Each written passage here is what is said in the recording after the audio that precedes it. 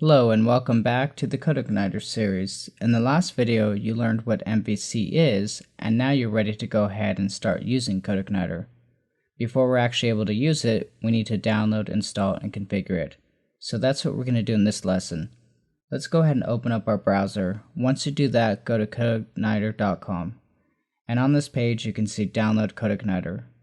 You just want to go ahead and download it and place it wherever on your computer. At the time of this recording, it is currently 2.1.0. Once you've downloaded and unzipped Codeigniter, you're going to notice a few different things. There are 3 different folders and 2 different files included. Most of what you'll be doing is in the application folder, but let's go ahead and look at what these other files are. Index.php is the main file, and that's just the file that's going to be able to direct you to the right controller. License.txt is self-explanatory.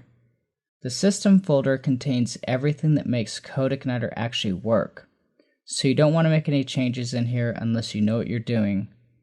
Most of what you're going to be doing is in the application folder. There's also a user guide folder, and if we go into there and open index.html, you can see it's a standard Codeigniter user guide. So you can either go here to use the user guide, or at codeigniter.com they also have to read the user guide. Their user guide is great. It has great information and it's very easy to access. Now that we understand some of these files and folders, let's go into the application folder. When you get to this folder, you're going to see a lot of other folders. Some of these you won't use on a typical basis, and some you'll use on every project. So the first things that might be obvious are controllers, models, and views. There's also a config folder, and the first thing you want to do when you're setting up a Codeigniter site is go to the config folder. Let's go ahead and do that. When you get here, there's a lot of different files as well. We're going to go through a few of these. Let's first load config.php. When we get here, there's a few different configurations that we want to enter in ourselves. As you can see, they have base URL. We're actually going to keep that blank because it's going to be automatically populated. If we scroll down, you're going to see encryption key. And you might not always use this on every project, but we're going to use it on the blog that we set up. So it's asking us for an encryption key. Just put whatever you want in here. After you do that, save this and let's load database.php. When you go here, it has typical information. You want to fill in the username, password, and database. Then we're going to load autoload.php. This part might be a little confusing at first, but you'll get used to it more when you start using the libraries and helpers. One thing to keep in mind with Codeigniter is it has a light footprint compared to other frameworks.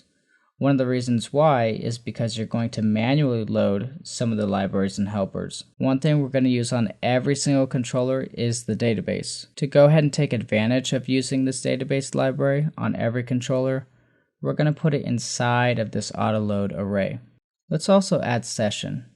If we go down to helper, we can see that there's a couple options as well. There's more than what's in the comment, but helpers are basically like libraries, but there's not as much to them. We're going to go ahead and use the URL helper. There's another helper that we'll be using, but I'm going to show you a different way that you can add these. We want to make it so that we can add some of these on just one controller.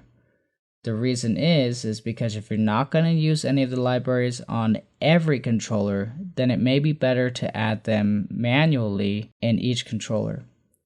That would make it so your website loads as fast as possible. And Codeigniter does do caching and it's efficient, and so it's still going to load fast, but if you have a lot of traffic on your site, it's best to just load them in the controllers. Now that we've made these configurations, let's go ahead and load this in the browser.